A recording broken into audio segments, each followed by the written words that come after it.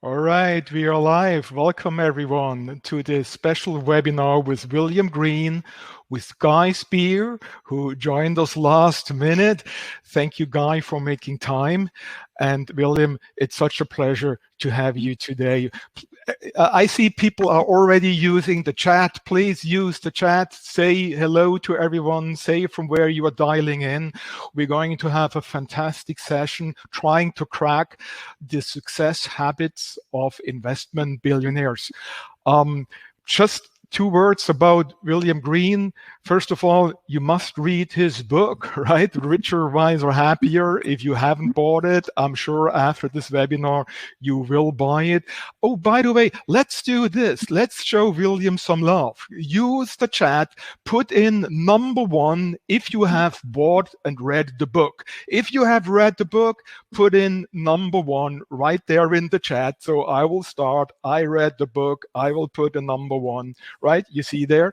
If you bought the book but have not read it yet, put in #2, right? And if you are committing to buy the book right after this webinar, put in a 3, right? So those are all 3 options. And thank you so much for coming on board and playing with us. Guy is joining us from Zurich. He is the founder of Aquamarine Funds, and he also wrote a fantastic book I recommend everyone to read, The Education of a Value Investor, which he co-wrote with William. When was that? 2017?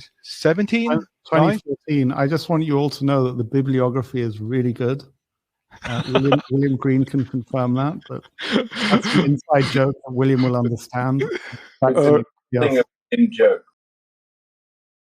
I kept saying to Guy, leave me free to work on this bit. I just need to explain this better. You go work on the bibliography.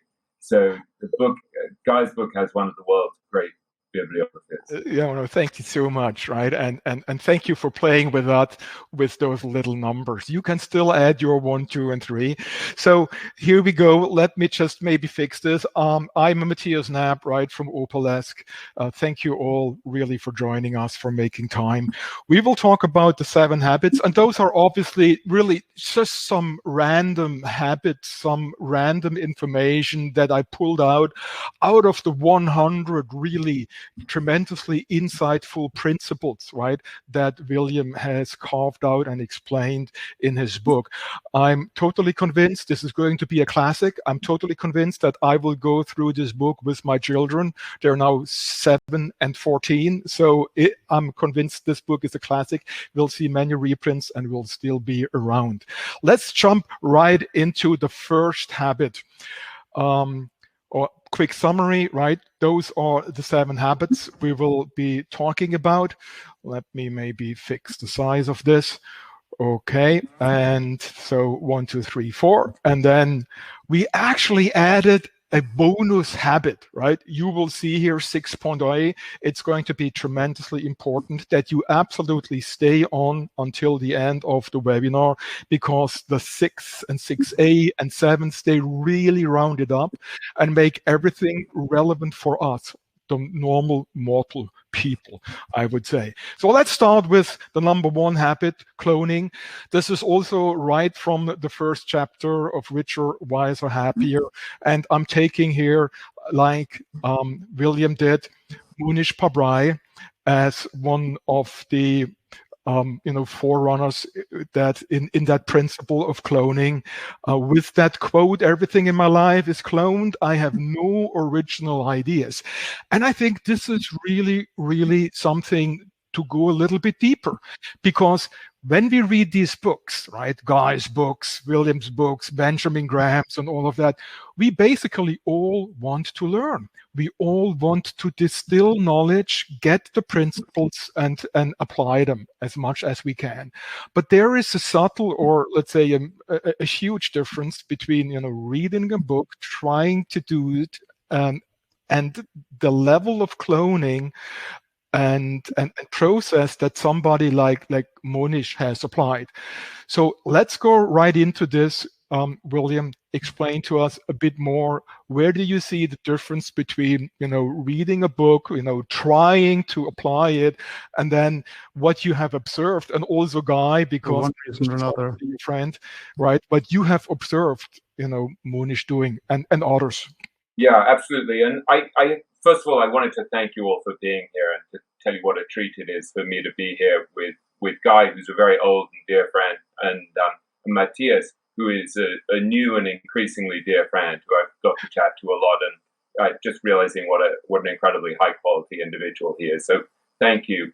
This is a lovely opportunity to chat with you all. This idea of cloning, which I'm sure most of you know about, it's a term that you could also call it replication, modeling. The basic idea is that what you're doing is you're saying, I don't need to reinvent the wheel. What I need to do is understand that there are people who are wiser than me, smarter than me, more experienced than me, who've already figured out the fundamental rules of whatever game it is I want to play and succeed at. And so the first thing you want to do is figure out what people who are better at this game have figured out already. And about 5 years ago, when I was starting to work on this book, I realized I had interviewed Monish Pabrai for The Great Minds of Investing, which is the previous book I had done. And I realized that there was something really powerful and fundamental about this understanding that Monish had, that cloning was in some ways a superpower in life. And Monish is the most relentless cloner I've ever come across. And he does it with this glee and intensity and delight and ferocity that I found absolutely fascinating. And so the very first thing that I did when I decided to work on this book is I went to India with Monish for 5 days, because I wanted to see up close how he applies this strategy of cloning, not just in investing, but actually in philanthropy as well, where he took a charity called the Super 30 that takes these incredibly bright kids in India from very underprivileged families, like untouchable families where they were living on less than $2 a day, but very high IQ kids. And he reverse engineered what this charity, the Super 30, did, and basically, like them, gave these kids a year or 2 years of free coaching to take the exam to IIT, which is the Indian equivalent of MIT. And so he basically took this brilliant winning strategy from this philanthropy, and he did it on this kind of industrial scale, and has sent thousands of kids to the Indian equivalent of MIT, and has yanked all of these families out of poverty for basically about $2,500 per kid. And what I realized is that there's this tremendous parallel between what Monish has done philanthropically and what he's done in every other area of his life, which is to say, somebody has already figured this out. Let me figure out what they did and then clone it with this relentless attention to detail. And so if you think about what Monish has done in investing, it's a really beautiful microcosm of what we need to do, not only as investors, but I think in every area of life, where he started in 1994. He discovered Buffett. He saw Buffett's returns over 45 years at that point. And he said, it's pretty clear that this guy has revealed the laws of investing, and they're as fundamental as the law of physics, and I need to understand them. And so he said, okay, there are basically 3 rules. When you came from Ben Graham, who is in some ways being cloned by Buffett. And so Monish is saying, okay, so when you're buying a stock, you're not buying a piece of trade just to speculate. You're buying a piece of a share in an ongoing business. Number 2, the market is bipolar, and so it's not valuing these businesses in a rational way, and sometimes it delivers you a tremendous bargain. And number 3, you want to buy these things at a tremendous discount to their intrinsic value, because then you have this margin of safety. And what Monish discovered is when he looked around at all of these fund managers, he said, well, they're totally ignoring these fundamental laws of investing. And he said it's like a whole generation of physicists hearing about gravity and saying, no, I'm not living that way. And he said, it doesn't matter whether you believe in gravity or not, it's going to pull you down. And so Monish decided, I'm going to clone this approach that Buffett and Munger have figured out. And this has given him a colossal advantage in investing. I think what's fascinating to me is the sheer intensity, the ferocity with which he's done it. And as I worked through this idea of cloning, I came back to this very important line from Charlie Munger, where Munger said, take a simple idea and take it seriously. And this, to me, like many of the great truths in life, sounds like a platitude, and it's easy for your eyes to glaze over when you hear it, but it's actually immensely important. So when you discover a profoundly important truth, like cloning or like compounding, the power of long-term compounding, you, as Monish said to me, you want to go 1,000% on it. And when I wrote this chapter, I remember showing it to Guy Spier, who we're very fortunate to have here, and Guy said to me, I'm worried that you're using Monish's term, shameless cloner, where Monish says, I'm just a shameless cloner. And he said, I think you need to make clear just the sheer intensity and intelligence that he's applying this idea of cloning with, that he's not just dabbling and saying, yeah, this is a nice idea, I should learn from people who are smarter than me. Monish is making this a guiding principle of his life. And I wanted to ask Guy to talk a little about that, because Guy has seen Monish up close more than anyone in the world, practically. And can you talk a little about the importance of the intensity with which Monish does this, and also the caveat which you gave me, which I think is absolutely critical, which is when you're cloning, you have to clone in a way that suits your own temperament and skills. I shouldn't be cloning from Monish buying 4 stocks or 5 stocks, because I don't have the temperament for it. So I need to diversify more. Actually, and William, it was extraordinarily kind of you to attribute that to me in the book, which warmed my heart to no end. But just one example from my own life is that although I didn't call it cloning, I'd done these Anthony Robbins seminars, and so he called it modeling. And so I was modeling Warren Buffett, and I talk about it a little in my book. And I was kind of following in the footsteps of Warren Buffett. And I talk about when I started to ask what would Warren do in my shoes, things started happening for me in a way that felt very, very different. It was very, very exciting. But for example, I didn't precisely copy the partnership structure that Warren Buffett had done for the Buffett partnerships.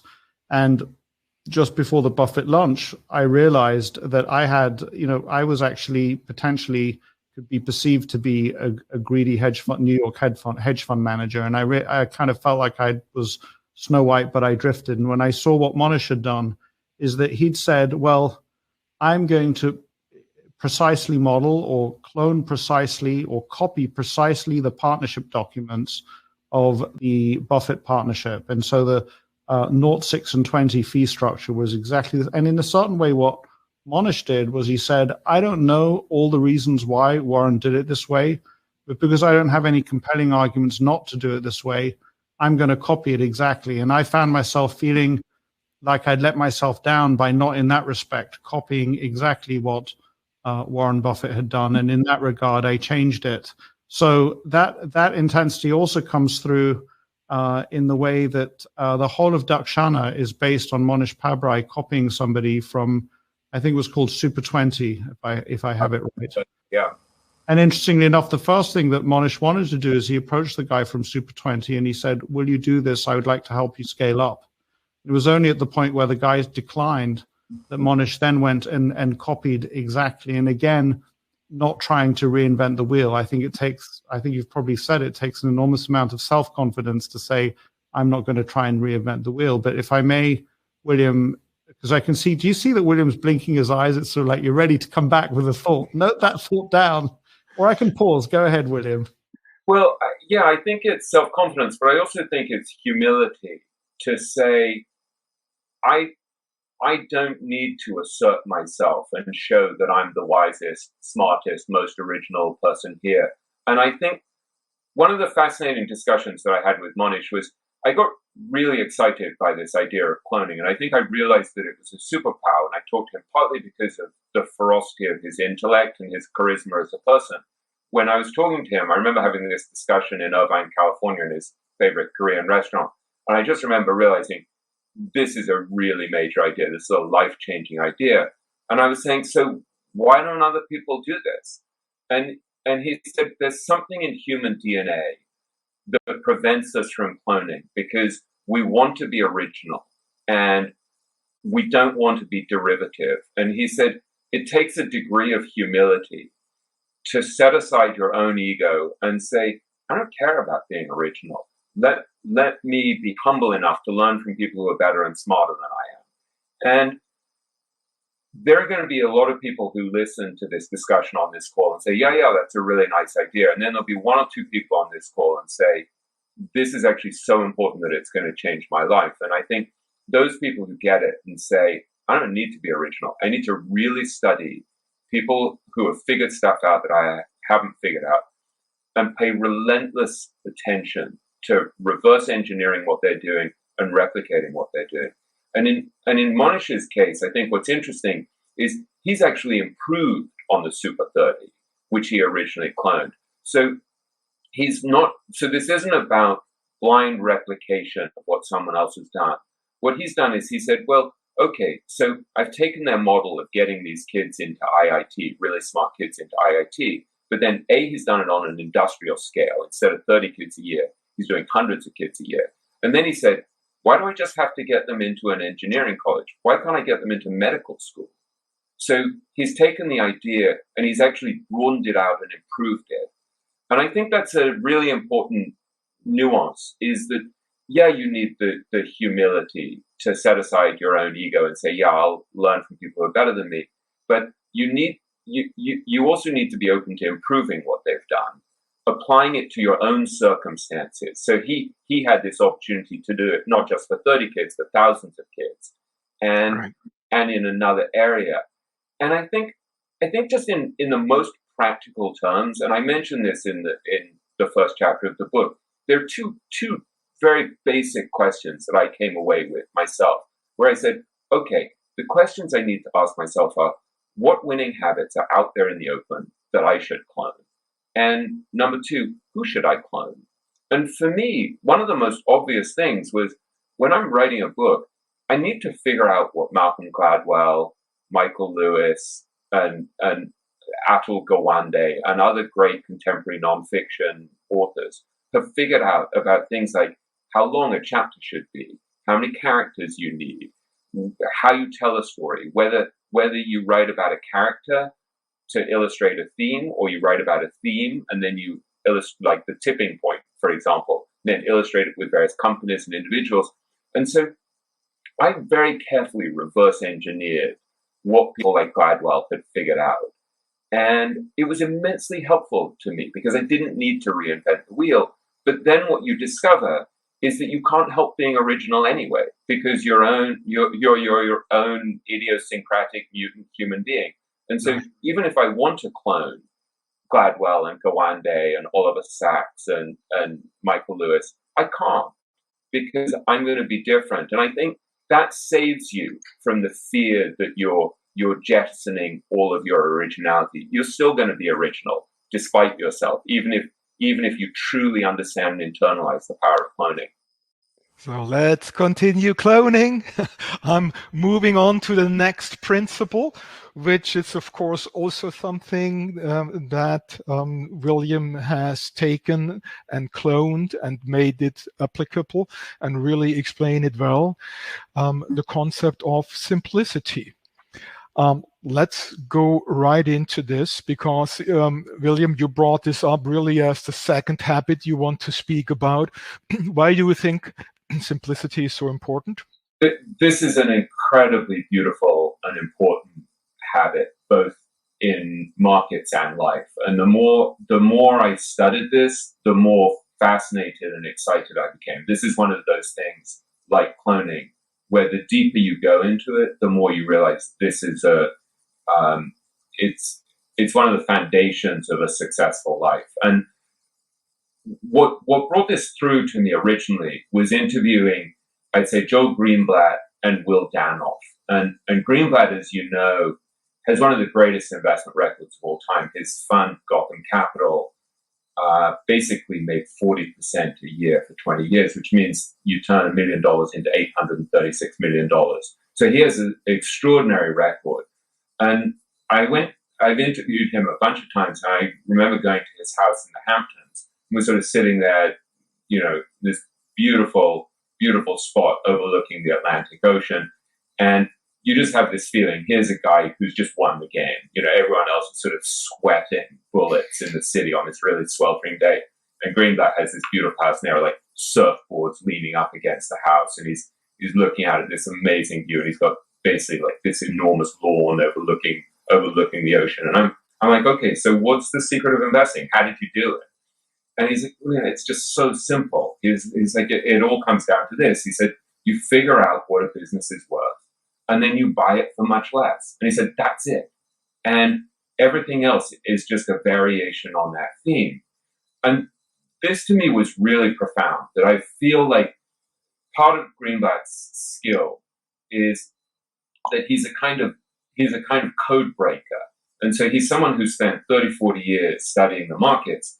And because he teaches, he's been teaching at Columbia Business School for decades, and because he writes brilliant books, he's had to synthesize and kind of, I would say, condense and distill what he's learned so that he can explain it to other people. And in distilling it, he came to this incredibly simple essence, which is, buy a business, value a business, and buy it for much less than it's worth. And everything comes down to that.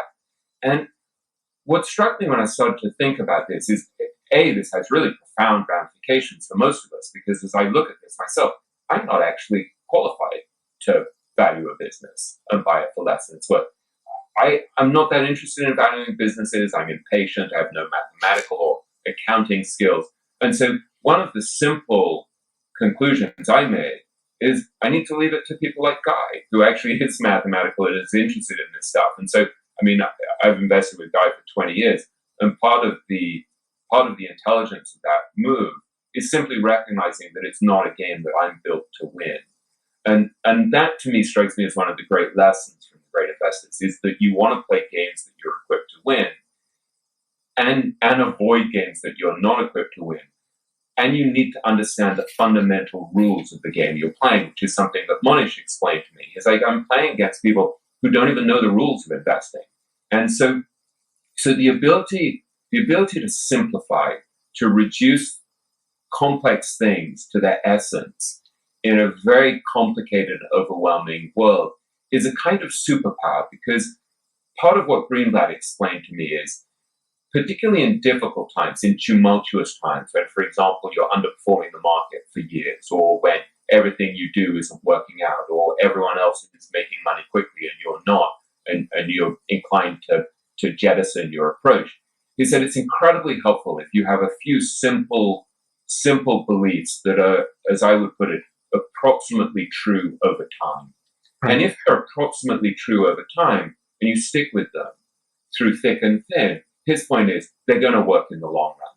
William, I have here a note that I really want to make sure that we bring into this discussion, and it ties perfectly into your own recognition. Where is your strength and where is your weakness? How should you invest and how should you not invest, right? And I think when it comes to investing, we always tend to overestimate our capabilities by default. And in your book, you describe what Greenblatt discovered when he took his magic formula investing, which was a process where people could basically follow in two ways. Either they have a professionally managed account and they basically have the professionals do the job, or they take the signals that come from this magic formula investing process and website, but then implement it on a do-it-yourself basis. And I thought the results were stunning, because the two groups were really worlds apart, right? So with those people who were following the professionally managed account, they were trouncing the S&P 500 over a 2-year period. They were up 84.1%, trouncing the S&P by 21%, versus the do-it-yourselfers, right? They underperformed. They were only up 59, and the others were up 84%, right?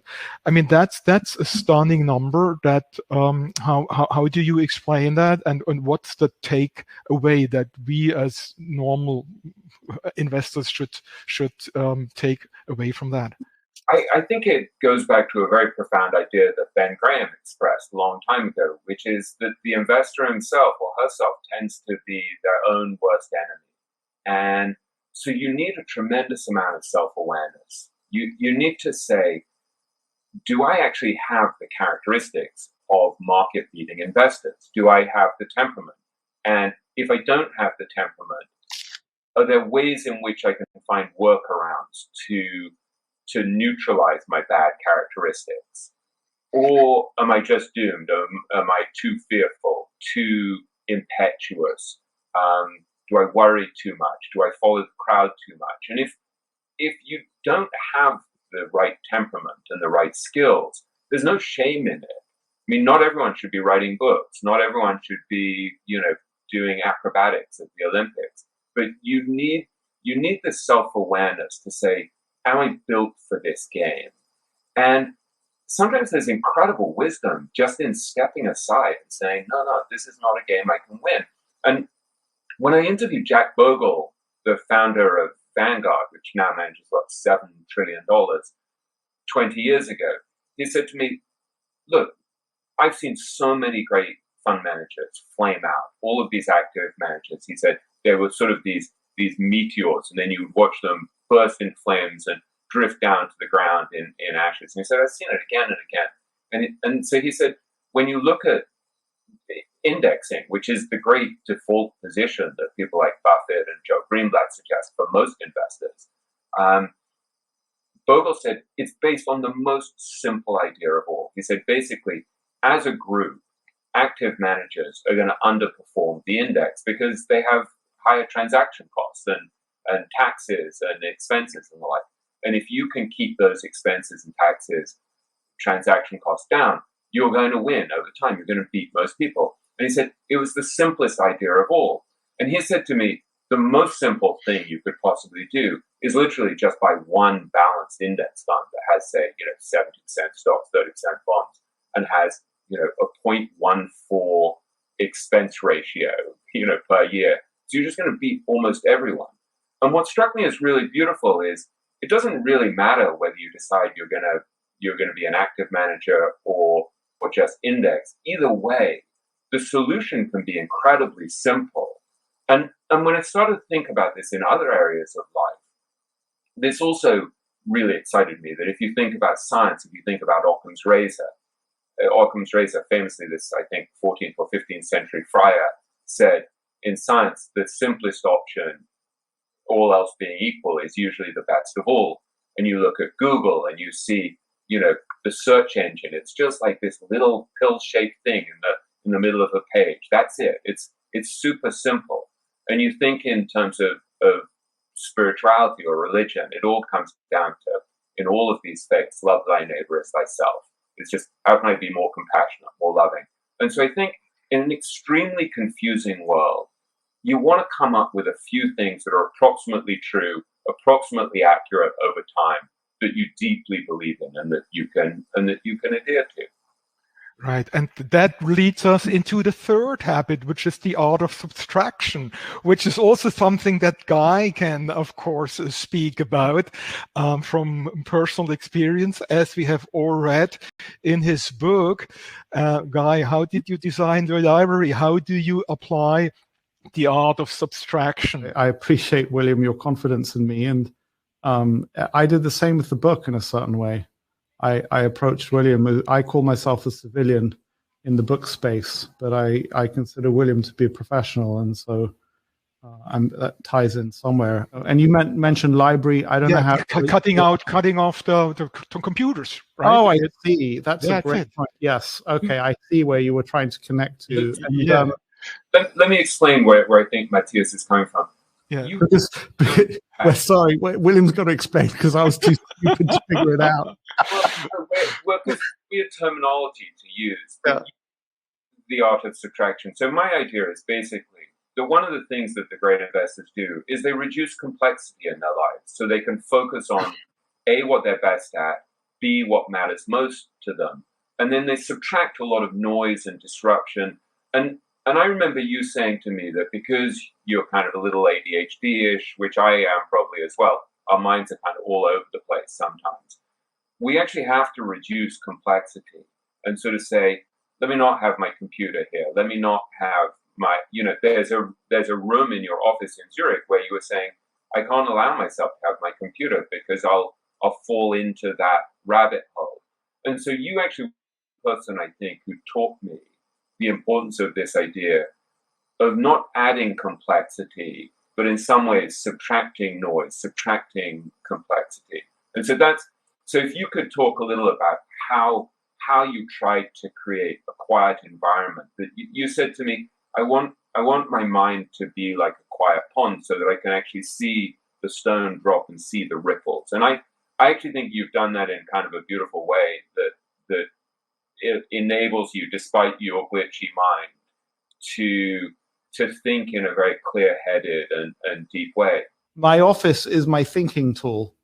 And so I want to set it up in such a way that it enables me to think that in a certain way, Warren has set up Omaha as his thinking tool. It's not just this office in isolation. It's the whole freaking town that is his thinking tool. It's the distance between home and the office, for example. So I'm thinking more in terms of processes than just stage sets, if you like. What is the dialogue?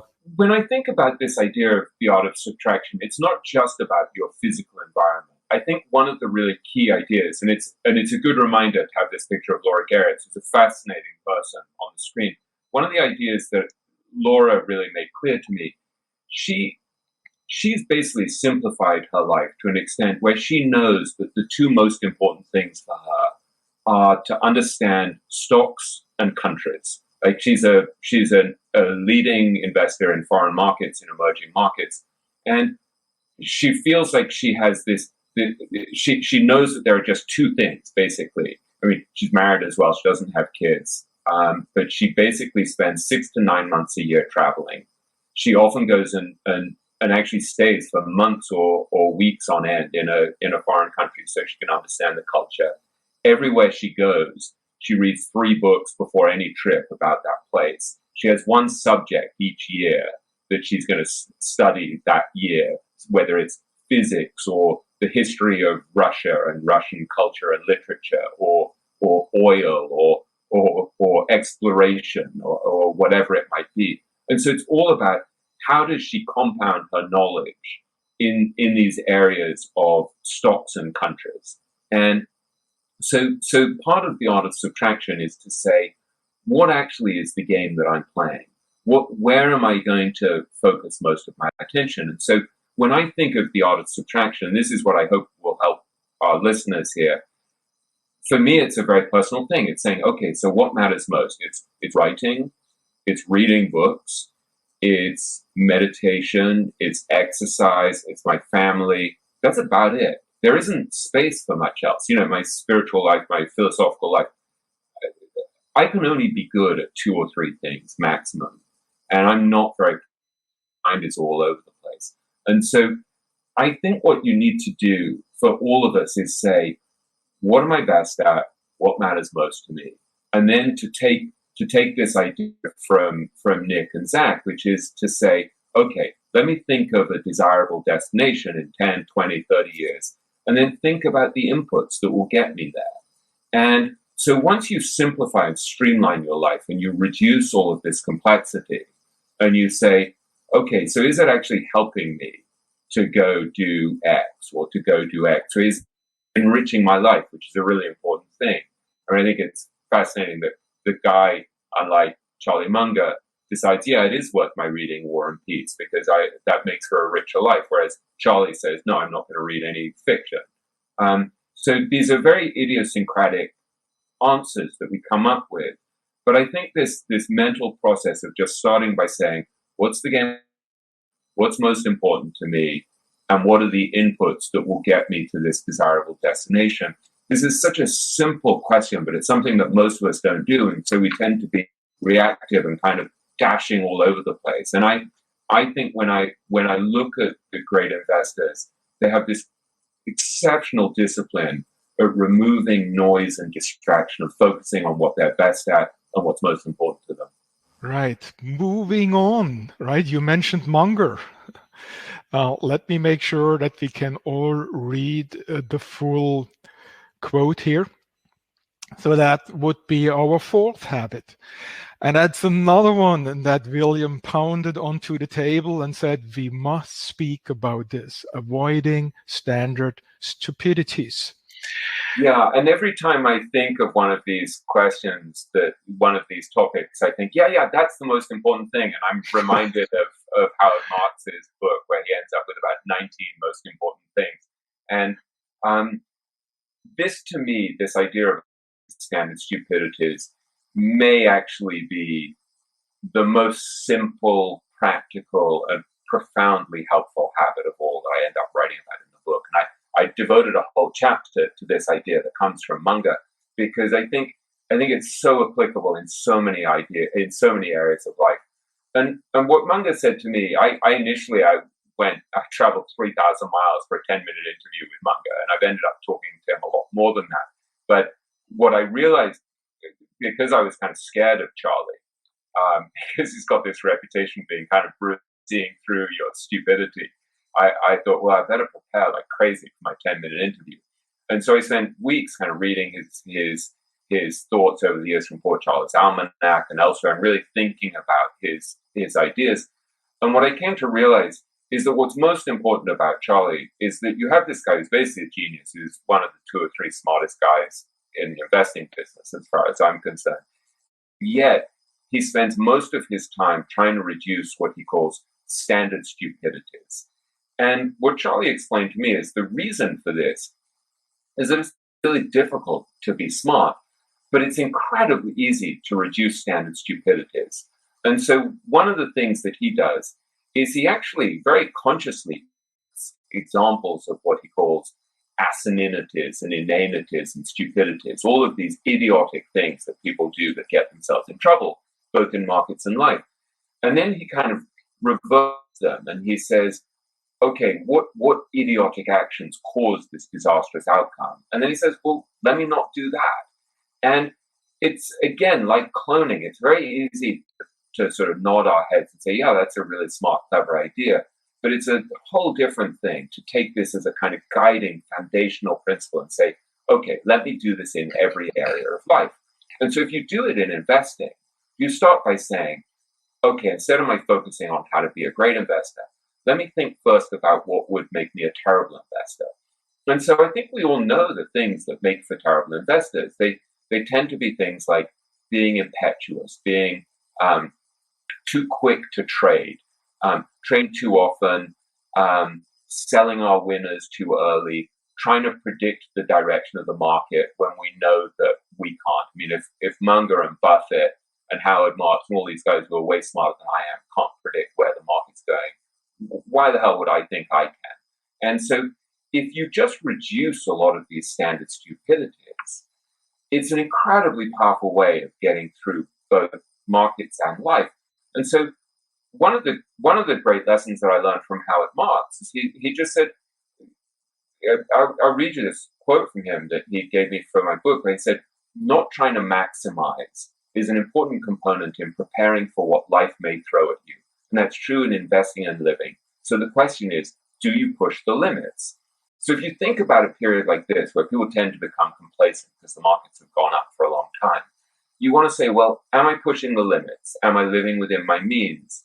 Am I taking on recurring costs that could blow me up down the road because I'm sort of living too expensively? Do I have too much debt? Am I too exposed to the danger that this period and the next battle each other? The future is so uncertain. And so part of building an unfragile life and an unfragile portfolio is just recognizing we don't know the future. So position yourself in a prudent, skeptical way where you're not overreaching and trying to maximize. And that's the avoidance of a standard stupidity. Think about the ways that people get themselves in trouble. That's one of them, overreaching. And also, William, I think, if I got it right from the book, Munger is so obsessed with this that he has a list, right? I mean, he writes down errors of other people so that he doesn't fall for them. And it's, as you said, it's things that expand way beyond investing.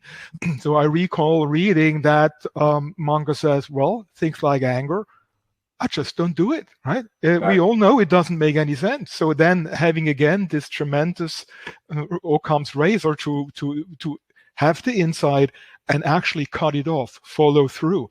I mean, it's just astounding. So tell us more about one of the things Charlie does with this inversion method of saying, let me look at what not to do first, is he says, well, if you want to have a happy life, start by saying what behavior would guarantee that you'll have a miserable life. And so his list of things includes stuff like resentments, or seeking revenge, or failing to learn from other people's mistakes, or failing to learn from your own mistakes, or becoming addicted to alcohol and drugs. Or he says the dumbest of the 7 deadly sins is envy, because it's not even fun. And so just when you understand these basic principles, you're like, so whenever I find myself being caught up in envy of other people and being like, God, I can't believe he's so much richer, and and he's got this incredibly luxurious lifestyle, he doesn't have to work as hard. Just like, how moronic is it to get caught up in envy when I'm so fortunate and blessed in so many ways? Let me focus instead on appreciating the gifts that I've been given instead of getting caught up in envy. And Guy was the first person who told me about Munger's list of 24 causes of human misjudgment and how obsessed he had become with it. And Guy, I mean, there was about, I think, an 18-month period where Guy had just listened to nothing but in his car except for this list of causes of psychological misjudgment. So I'd love to hear from Guy, like what he internalized from Munger about just not being stupid and not, what did you learn from your obsessive, compulsive listening to the 24 causes of psychological misjudgment? What I used to do is we used to have a place in Tuxedo Park, and before we had children, I had a little 2-seater Mercedes SLK. So I remember the environment in which I was listening to it. And this at the time, this is pre-internet, or this is pre-widespread internet. And I had originally received a copy of the talk on a CD-ROM, believe it or not, given to me by a friend, an investor called John Lichter. And I'd given a copy to Whitney Tilson, who'd then gone and written it up as an article for his website.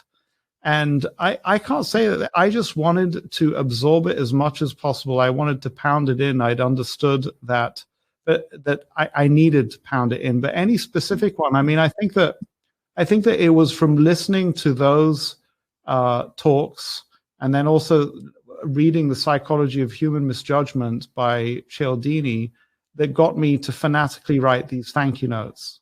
And that fanatical writing of thank you notes, which drew quite a lot of laughter from some of my friends. They thought it was a little ridiculous, but it got me some of the next steps. And one of the most important next steps it got for me was to attend Monish Pabrais' annual meeting in Chicago. And then things flowed from that. And that would not have flowed if I had not. So I'm listening to these talks over and over again, and I'm racking my brain saying, how do I bring the power of reciprocation into my life? And the way I discovered to do it was writing thank you notes. For what it's worth, I now realize that people like Monish and Warren, who I've been able to Monish more closely than Warren, but they use the power of reciprocation in all sorts of ways. Warren is constantly doing things that make the recipient feel, my gosh, there's just no way I could thank Warren for that. He's using one of those 24 standard principles. In fact, I've spent time with you, William, trying to decipher and understand some of the things that Warren's done for me, where I call William up and I say, William, why would he have done this? I'm a speck on the pimple on the fly on the backside of the universe, and why is he doing that? And I think that what William helped me to see is that he's doing it because that's just his habit. I'm going to pass the mic back to you, William, but I'm going to put you on the spot because William is a very modest guy. So I answered Matthias's question. And William, you were just invited into a meeting with some pretty spectacular people, some of whom are the subject of this conversation. And I don't know what you can share, but I would love to hear more and perhaps related to this, perhaps not. Yeah, I don't know what I can share either. One of the crazy things about this book is that it's led to all sorts of incredibly warm feedback from people who are infinitely better investors and smarter people than me. And one of the loveliest things is that I got invited to have a Zoom breakfast with Charlie Munger and Lou Sim, other great investors. And so this is what Guy, who's one of the few people I've told about this Guy was sort of confidant of mine. Sorry to put you out there, William, but so I had an almost 2-hour conversation with Charlie the other day, which is, just an incredibly thrilling and lovely thing. And I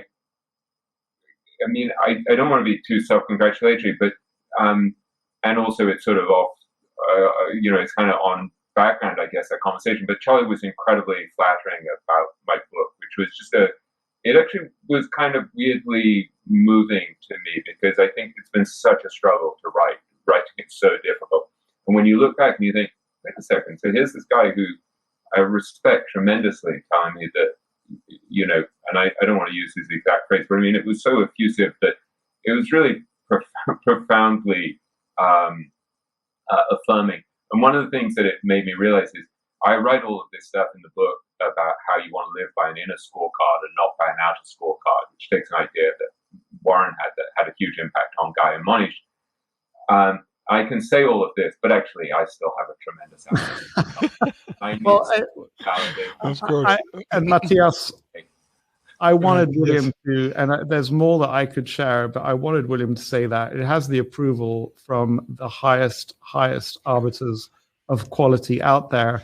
And I also just want to share, Matthias, before you get us back on track, is that in a certain way, William, the writing of your book is a hero's journey that mirrors what we have to do as investors. So I know, because William took me through the circumstances in which he originally interviewed Charlie Munger, and it would have been a frightening experience for anyone. And William had to just go with his inner scorecard, and you did go with his inner scorecard. You listened to the inner voice.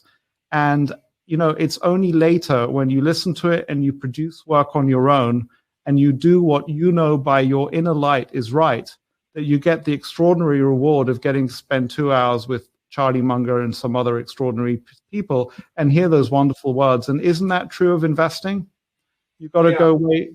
And back to you, William. I'll tell you one other thing from that meeting that I think Charlie would be happy for me to share. So I was singing the praises of Monish Pabrai, who's close to Charlie, and I told him something that Monish had done, where there was Monish had an option to do something that would have served him, not me, or to do it the other way, in a way that would serve me, not him.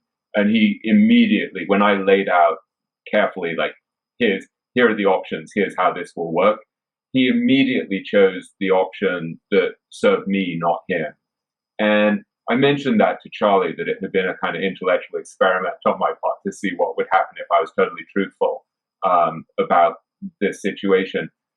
And Charlie said, Monish is just such an ethical and moral person. And he said, he's so intelligent that he's understood what I've understood, which is what Charlie has understood, which is it pays to be moral and ethical. It's just better to be honest.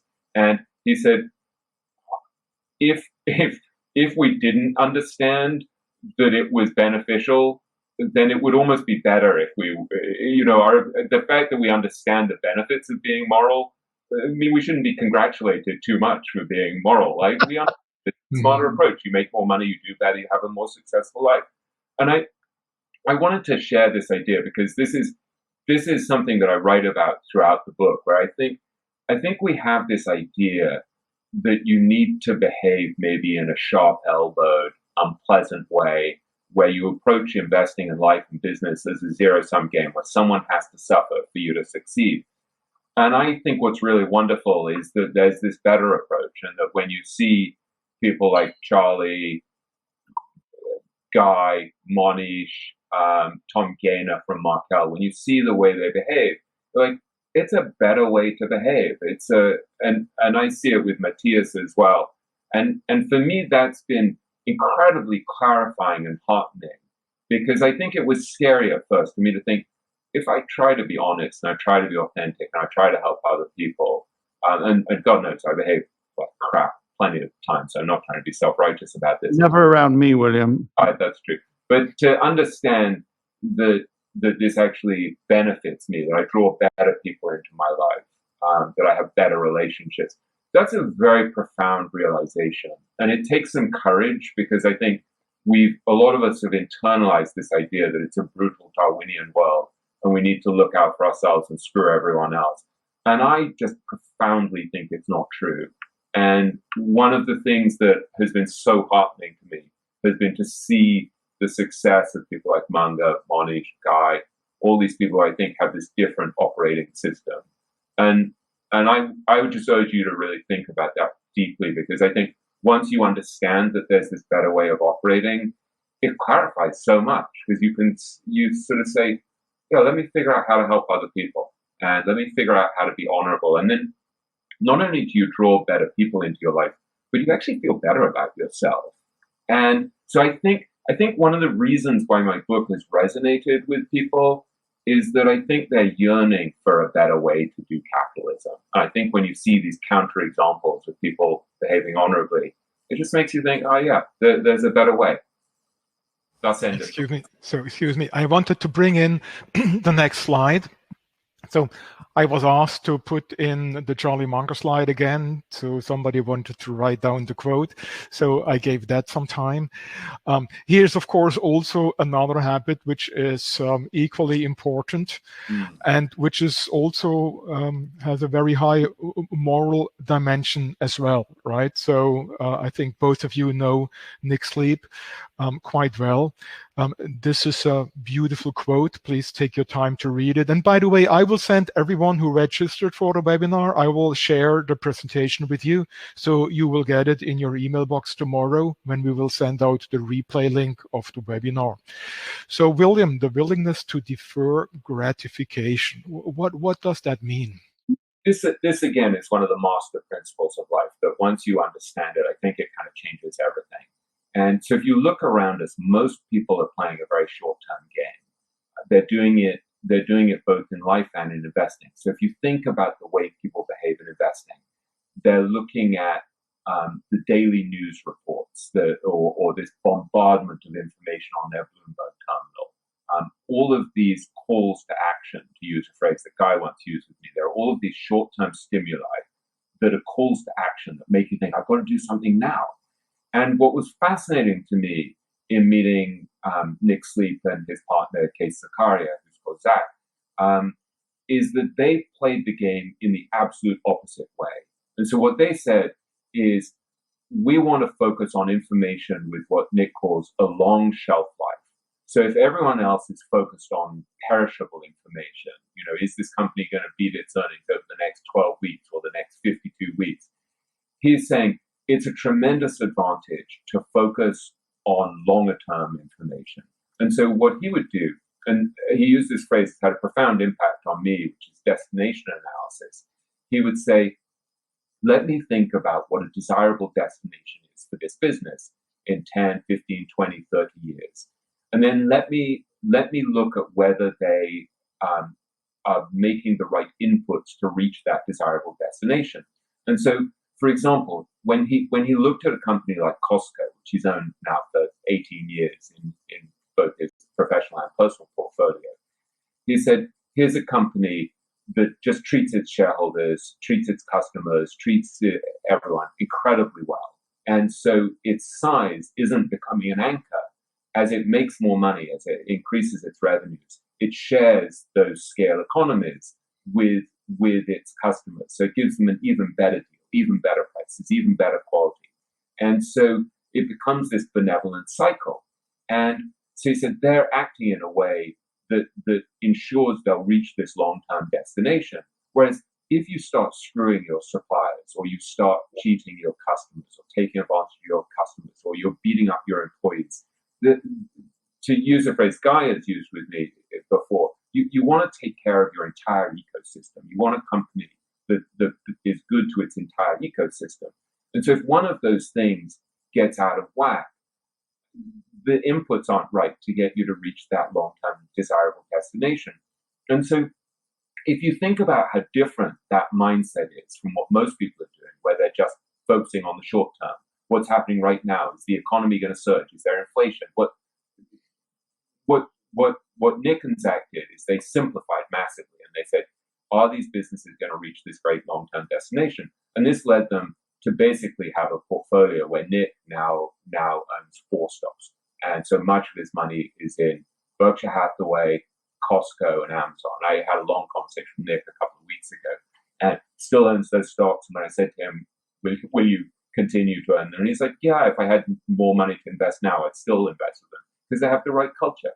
And so I think this idea of focusing on the long term instead of the short term turns out to be profoundly important in every area of your life. If you think about even stuff like exercise or how you eat, it all comes back to this kind of master principle of life. Can you defer gratification so that you get a long-term benefit? And we're wired, I think, on the whole, to want the short-term hit of energy. And in a world where everybody else is increasingly short-term, it's a profound advantage, both in markets and life, if you push yourself to go in the other direction. And understanding that principle, understanding that this is the way the universe works, is just profoundly clarifying. And I think it makes you realize, so when you look at a business like Amazon that focuses on the long term and how to reach the long term, will invest for the long term, while everybody else is focusing on, Wall Street is complaining that, we need profits right now. That was a huge advantage to Nick and Zach, was that they could see, here's a company that's deferring gratification. Here's Costco that's deferring gratification. Here's Geico that's deferring gratification. They're all giving a better and better deal to their customers instead of just stuffing their pockets as much as they can and screwing the customer in the short term because it'll make them more money in the short term. And so understanding that this is the way that the world works, that this is the way to become successful, is profoundly clarifying. But it doesn't make it easy. And as Munger says about investing, it's simple, not easy. But I think one of the profoundly helpful ideas that I got from Nick is he said, you need to be kind of congratulating yourself and relishing the fact that you're deferring. So as you're deferring, you're sort of saying, well, think how much better my life is going to become because I'm exercising now, or because I'm eating better, or because I'm not trying to take advantage of my partner or my customer. I'm thinking, no, if I behave well, over the long term, there'll probably be a benefit. So it's a very helpful guiding principle, both for investing and life. Right. Sorry, I just flipped in and out. This is, of course, again, about the habits, the mental habits, the strategies, or some of the key strategies of investment luminaries. Here is a principle, that's described through various lenses, describing different people in Williams' book. When it comes to wealth creation, right? It's usually done through focusing your efforts, through concentration. If you're an entrepreneur, you put all into your own company, right?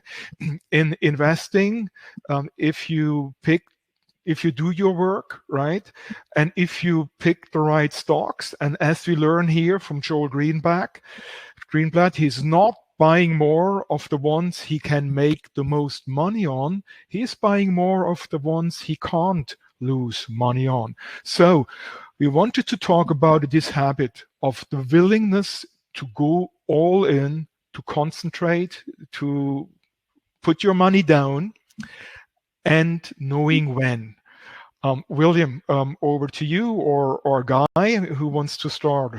The willingness to go all in and knowing when. Yeah, I'll start and then I'll ask Guy a question. Yes. Okay.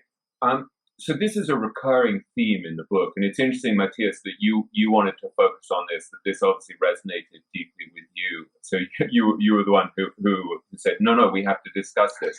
And so the first great example of this I came across was with Sir John Templeton, who's the subject of a chapter that I wrote in my book. And I spent a day with Templeton about 20 years ago, and it had a very enduring impact on me. And Templeton made what I've often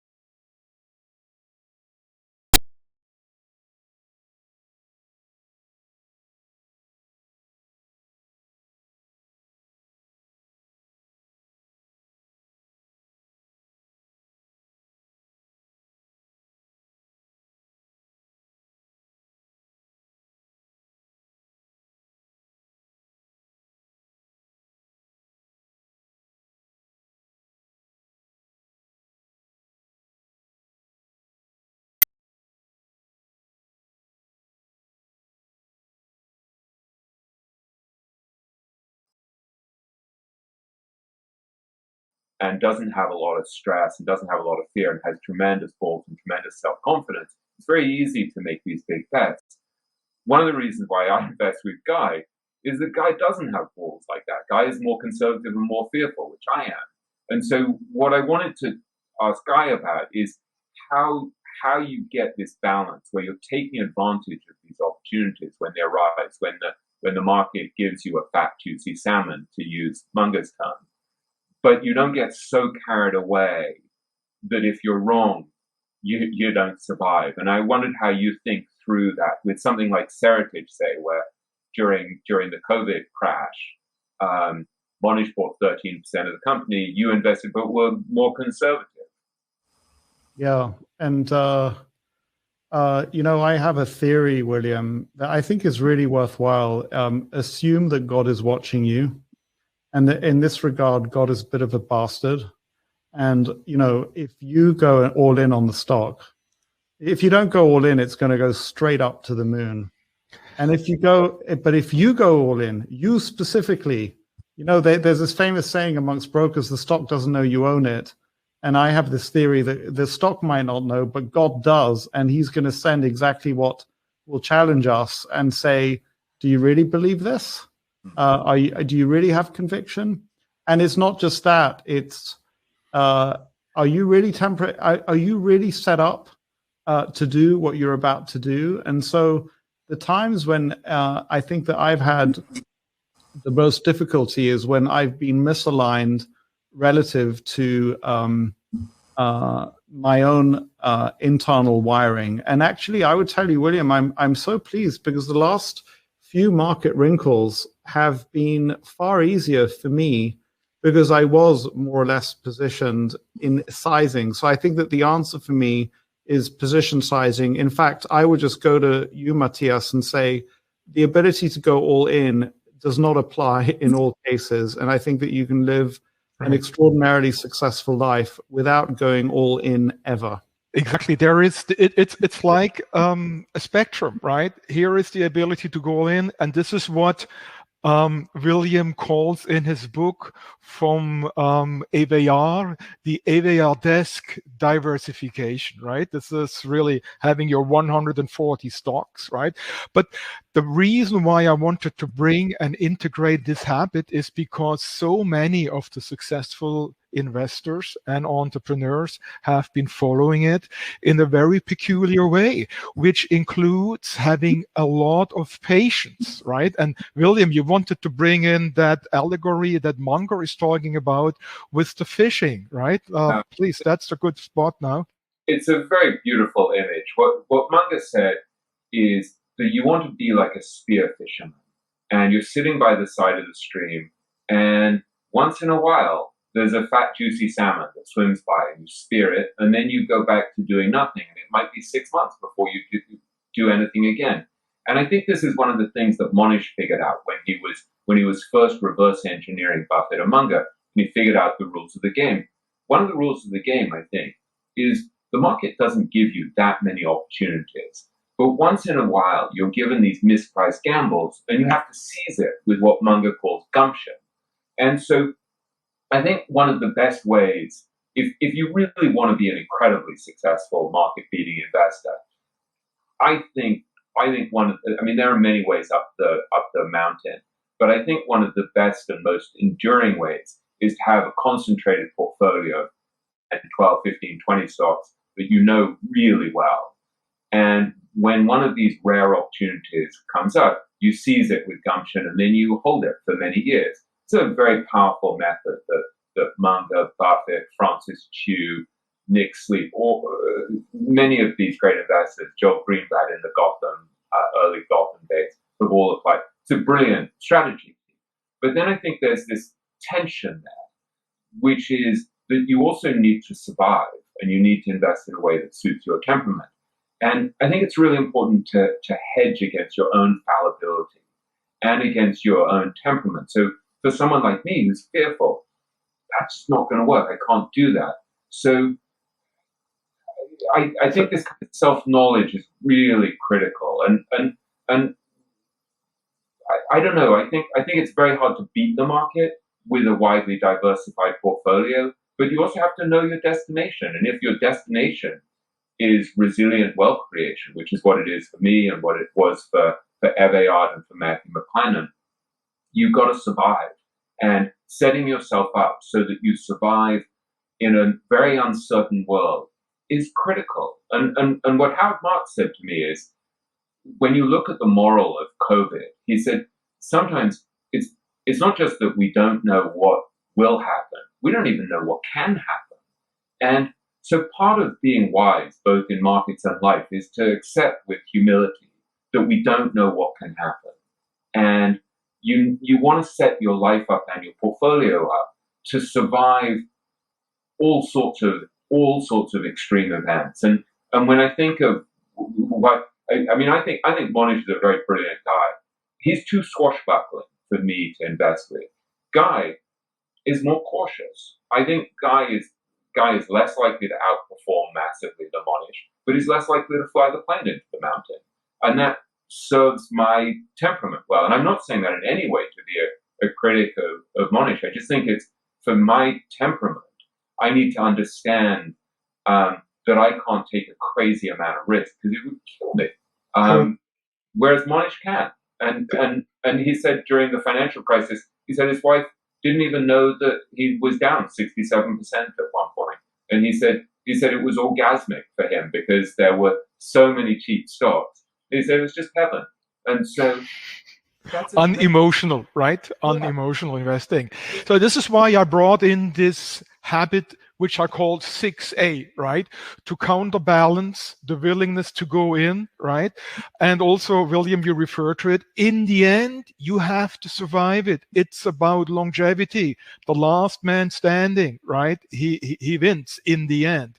So we can go all in, right? And we'll talk about, the Florida garden stock, right? Where Greenblatt thought it's a risk-free arbitrage. Please explain that as well, William.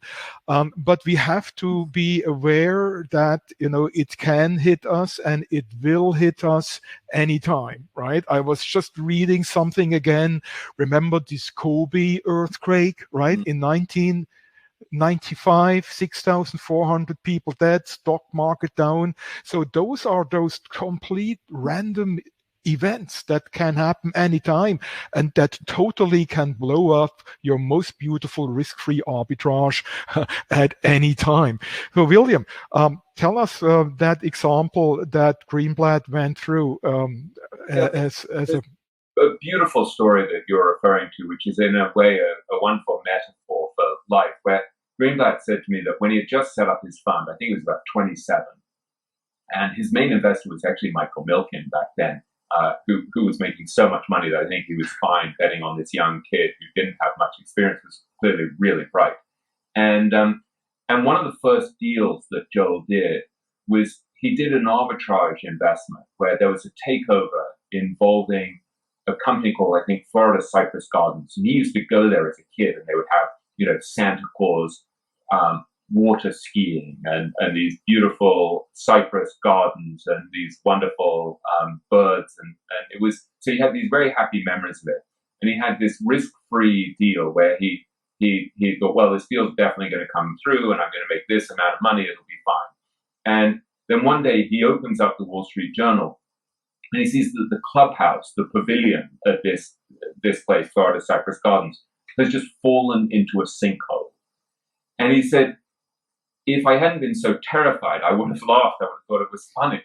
But, he was scraping together every penny and he didn't want to let down his investors. And it was just a catastrophe. And to me, it's just a really beautiful reminder of the fact that we live in a profoundly uncertain world. And the part of wisdom, both in markets and life, is not to overreach. It's to say, I don't know what happened. And you look at this guy, Irving Kahn, who Matthias just put on the screen. Irving Kahn, I interviewed a few months before he died. So he was 108 then. He was about to turn 109. And so think of the things that Irving Kahn lived through. I list a whole bunch of them in the book, from the rise and fall of Russia and the Soviet Union to World War II. He started investing during the crash of 29, lived through so many crashes, and he survived it all. And when I asked him what was the most important thing in investing, he was a friend of Ben Graham's and was his teaching assistant. He said it all comes down to one thing. It's all about safety. He said you've got to think first about preserving capital, not about maximizing. And so I remember interviewing his son and grandson who worked with him at Kahn Brothers, his investment firm. And they said, yeah, he had a ridiculous amount of cash. He had something like half his portfolio in cash.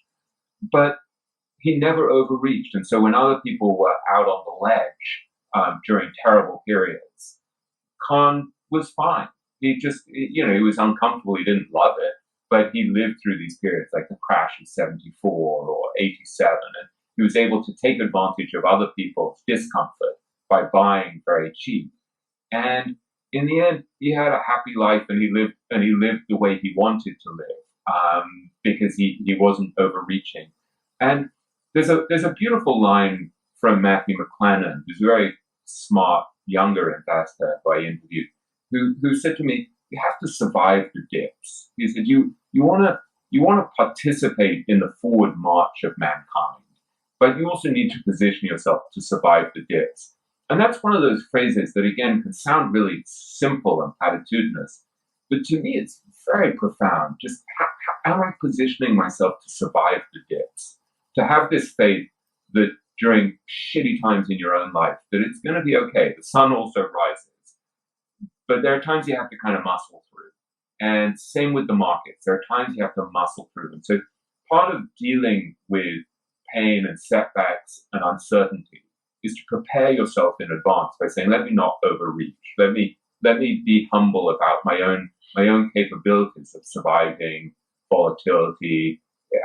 Sometimes we have 3 or 4 problems come at the same time. So the market falls. I had this in 2008, 2009, where the market collapsed at exactly the time that I got laid off as editor of the European edition of Time. And it's like, wait, I didn't realize that both of these things would happen at the same time.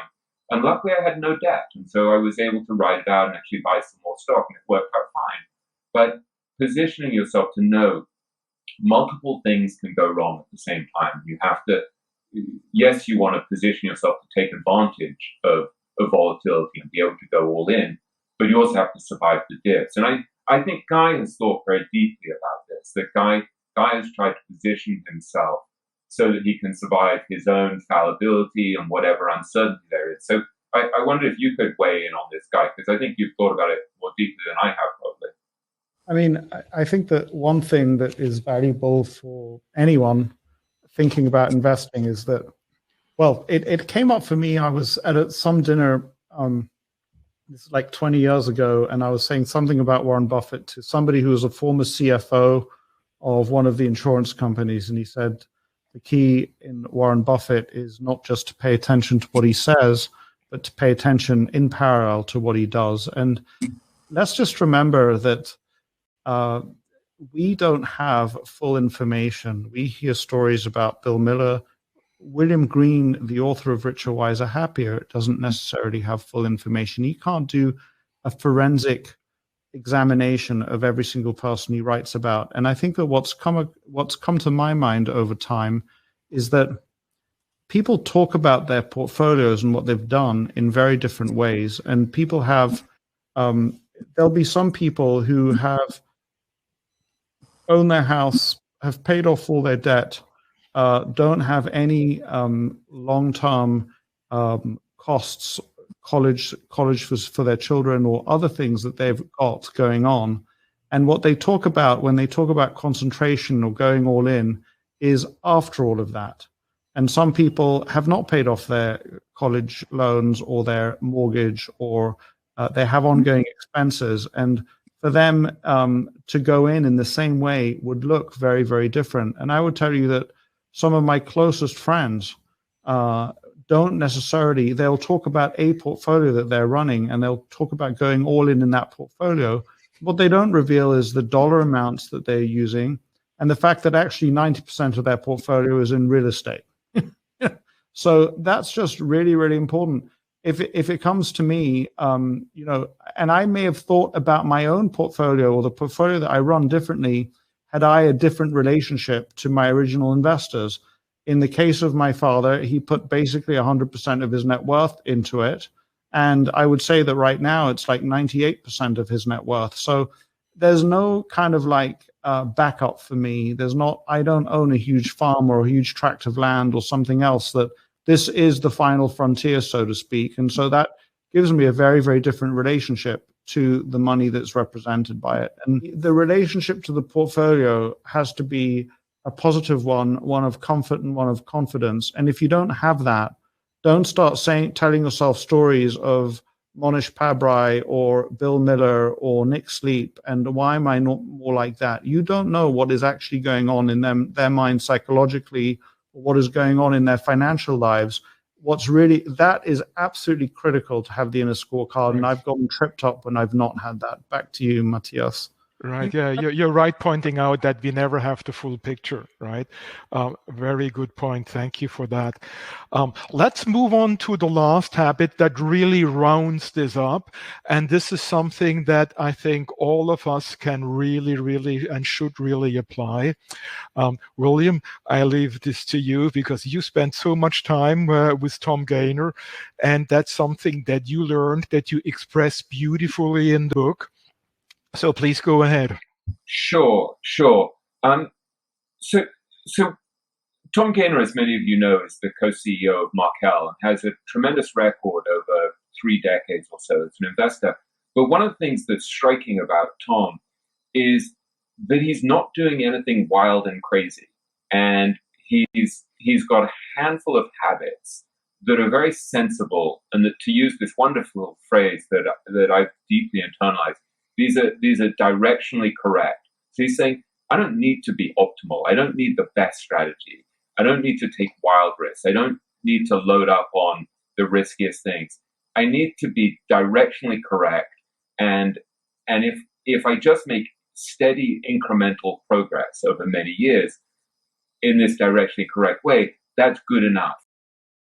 Applies this to investing, but really to every area of life. And so I start with this, what might seem kind of really superficial, where I start by describing his approach to diet and exercise, where he said, I'm going to lose 1 pound a year for the next 10 years. And most people would say, well, that's terribly unambitious. And why don't you try to lose 20 pounds in the next 3 months? And his view is that's not sustainable. And also, if you think about middle-aged men like me, we tend to put on 1 or 2 pounds a year each year. And so if you can reverse that, what happens is the rewards of good habits compound over time. And so what you want to do is find a few habits that are going to help you in every area of your life and be aware that they compound over time. And then Nick Sleep had this beautiful idea that he expressed to me, where he was talking about the coach of the British cycling team. It was this great championship winning team. And he said that this coach, who had an MBA, so David Brailsford, who had studied this Japanese principle of Kaizen, continuous improvement, said it's not one secret sauce, it's really about the aggregation of marginal gains. And so if you think about that slightly grand-sounding phrase, what you're really talking about is finding habits that give you a marginal gain, a marginal advantage. There's not one secret sauce. It's all of these little things that give you a marginal advantage. But then when you add them up and you do them over time, it becomes overwhelming. And this is actually a really profoundly important idea, because you're not having to be optimal.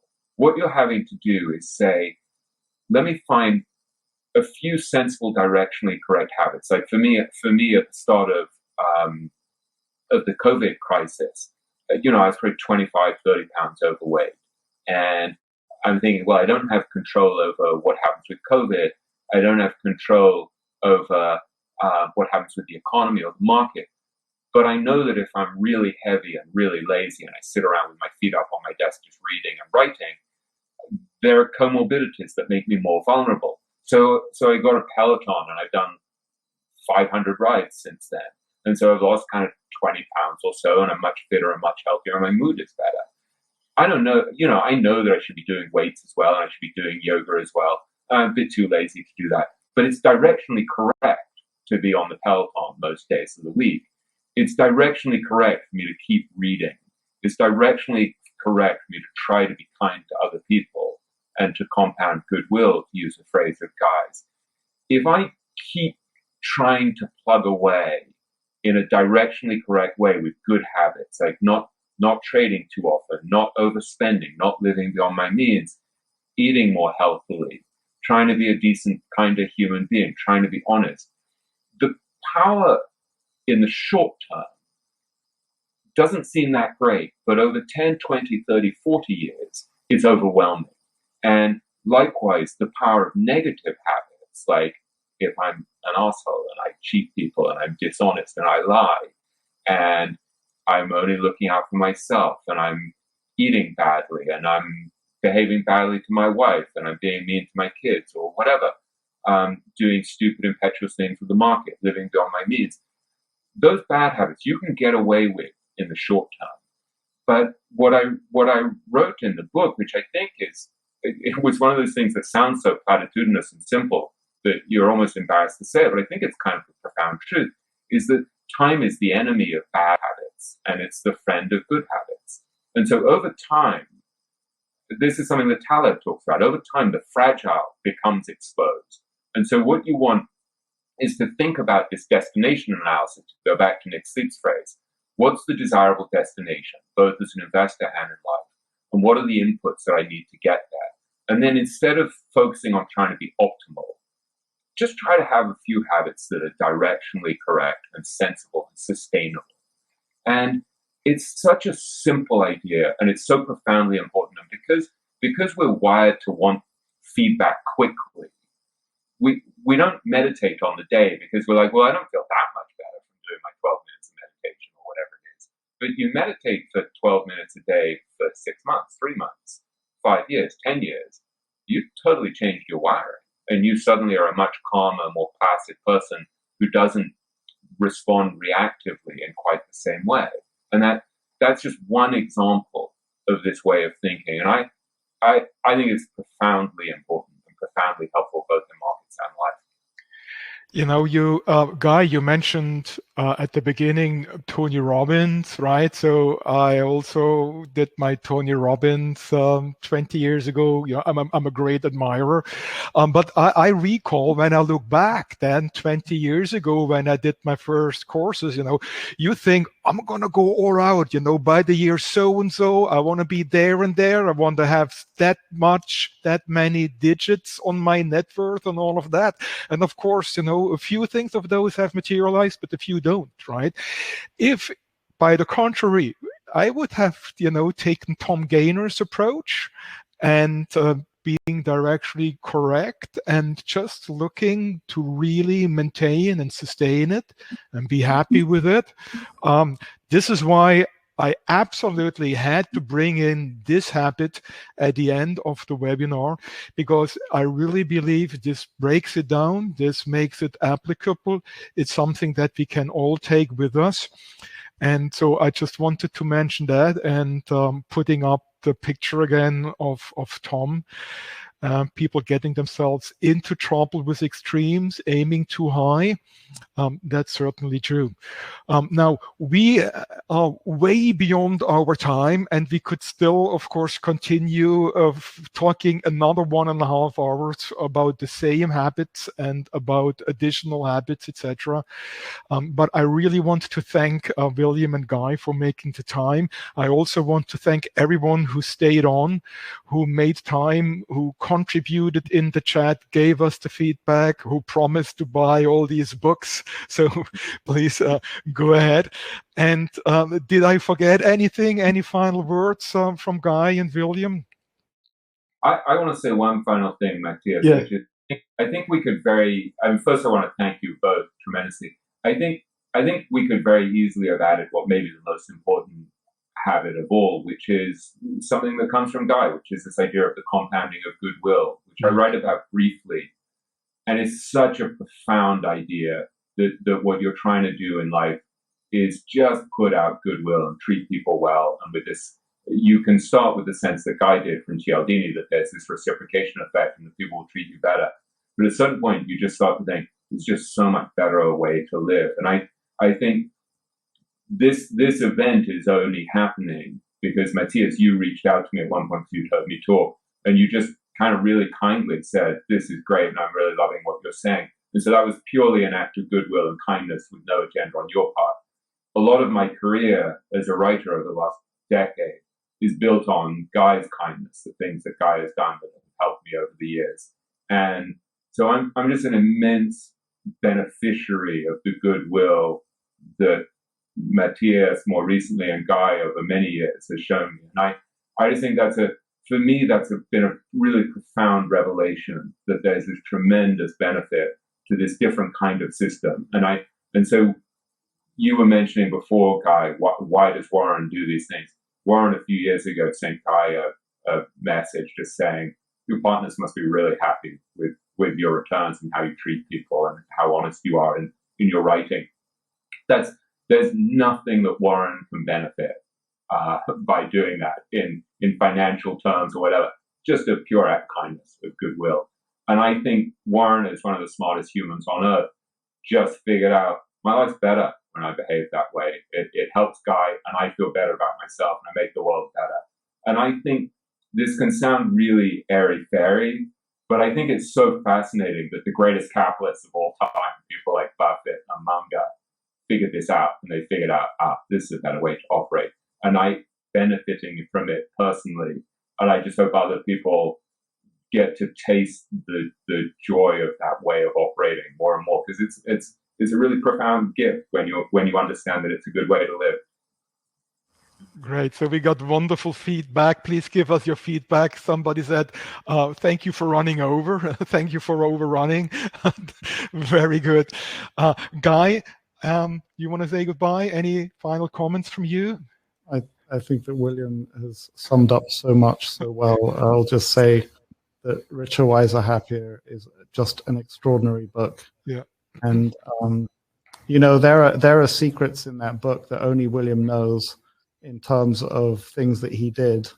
It's a labor of love that took an enormous amount of time for William to write. And there's wisdom in the book that will, you know, in 3 years' time, we'll be going back to that book and finding wisdom that we didn't see the first couple of years. Back to you, Matthias. Right, absolutely. No, thank you. I absolutely agree. I want to thank you all for chiming in. Tomorrow you will get the replay link. We will also publish this as a podcast. I really want to share the word.